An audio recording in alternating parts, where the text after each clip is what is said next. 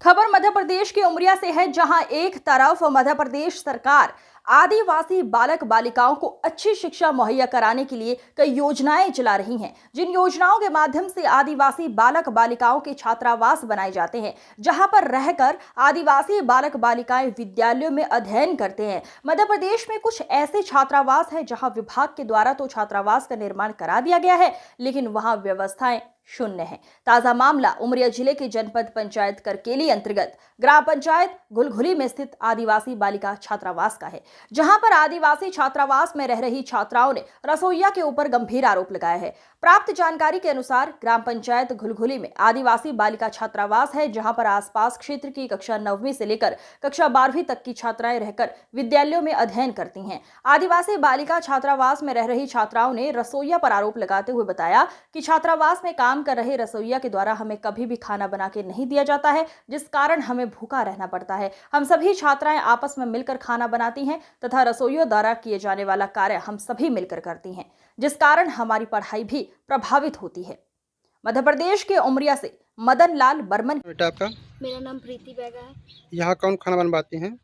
यहाँ हम लोग खुद खाना बनाते हैं सर, और कर्मचारी कोई काम नहीं करते हैं, सोते रहते हैं। बोर्ड एग्जाम के समय भी हम खुद काम करके खाना बना के खा के जाया करते रहे। तो जो यहाँ की मैम क्या करती थी? यहाँ की मैम हमारे साथ, रंजना मैम हमारे साथ हेल्प करके खाना बनवा के खुद भेजती रही। जो रसोइया है? रसोइया काम नहीं करती रही, टाइम से हमको खाना ही नहीं देती रही। क्या करती रही? सोती रही। कुछ काम नहीं करती थी? नहीं। तो आगे शासन से क्या कुछ मांग करना चाहेंगे आप? हम शासन से लक्ष्मी बाई आंटी हमको नहीं चाहिए, हमको रंजना मैम ही चाहिए। ये छात्रावास में आप कब से रह रही हैं? 2023। तो यहाँ क्या कुछ समस्या हो रही हैं? जी सर, हमसे ही झाड़ू लगवाया जाता है, बर्तन धुलवाया जाता है, हम ही खाना बनाते थे, पेपर जब और जो यहाँ रसोइया हैं क्या करती थी? सोते थे सर। सब खाना नहीं बनाती थी? नहीं सर। आपसे सब काम करवाया जाता? जी सर। तो शासन से क्या कुछ मांग करना चाहेंगे आप? पहली बार आई तो दीदी लोग बोलते थे कि यहाँ झाड़ू लगाना पड़ेगा और बर्तन भी धोना पड़ेगा। हम दीदी लोगों से बोलते थे कि पहले से ये लोग झाड़ू बर्तन धुलवाए हैं तो धोना ही पड़ेगा हमको भी धुलवाए थे, और हम भी निकल कर अभी ये भी बोल रहे हैं कि अभी भी धुलवाया जा रहा है। तो सभी से बर्तन धुलवाया जा रहा है? हाँ सर। और खाना भी बनाते हैं? जी सर, बोट में भी बनाए हैं हम लोग। आप पढ़ाई तो नुकसान होती होगी? यस सर, होती है। तो मैम बनवाती थी खाना। कौन सी मैम बनवाती थी? रंजना मैम। साथ में बनवाते थे। तो साथ में आपके साथ खाना बनाती थी? Yes sir. नहीं बनाते थे कर्मचारी तो क्या करें। तो शासन से क्या कुछ मांग करना चाहेंगे आप? अब सर हम तो निकल गए, ये लड़कियाँ भी बोल रही हैं कि हमको ये आंटी नहीं चाहिए, कुछ तो दूसरा चाहिए। मान्य जी, आप यहाँ आए छात्रावास निरीक्षण किए, क्या कुछ मामला है?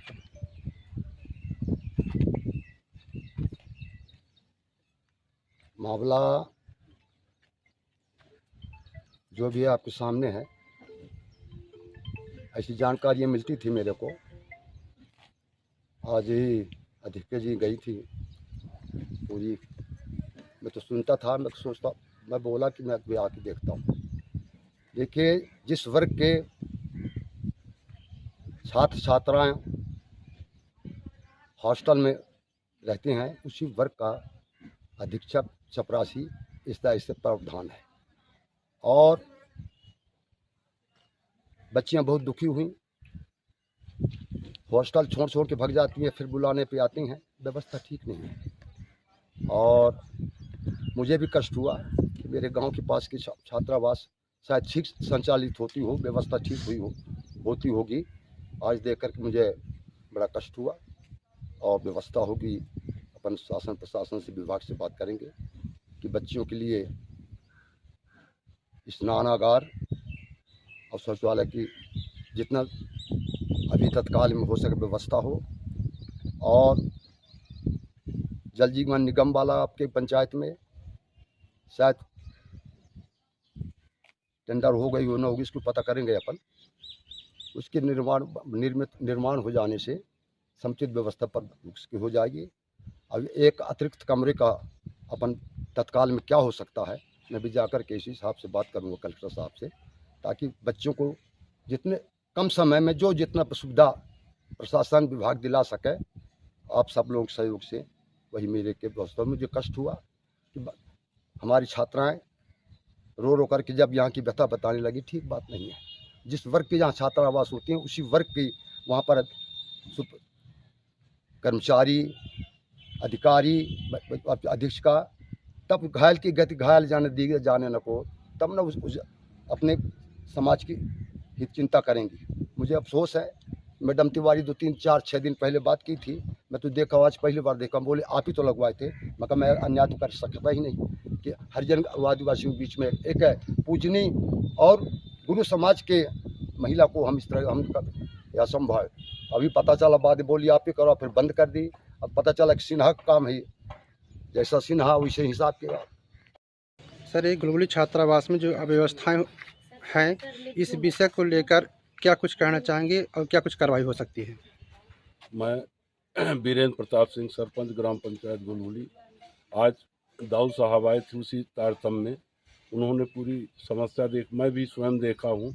दाऊद साहब ने आश्वासन दिया है कि यहाँ शौचालय या अतिरिक्त कमरा जो है हम जल्द से जल्द जो है कोशिश करेंगे। और मैं भी जो है प्रशासन से ये मांग करता हूँ कि छात्रावास में उपस्थित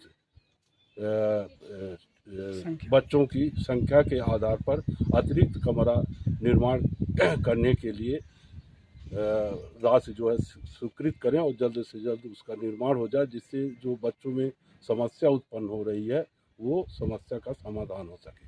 साथ ही जो भोजन के बारे में बच्चों ने बताया, तो उसके आधार पर दाऊद साहब ने आश्वासन दिया है और जल्द ही समस्या का समाधान होगा। मैं दाऊद साहब को पुनः आभार व्यक्त करता हूँ। धन्यवाद सर।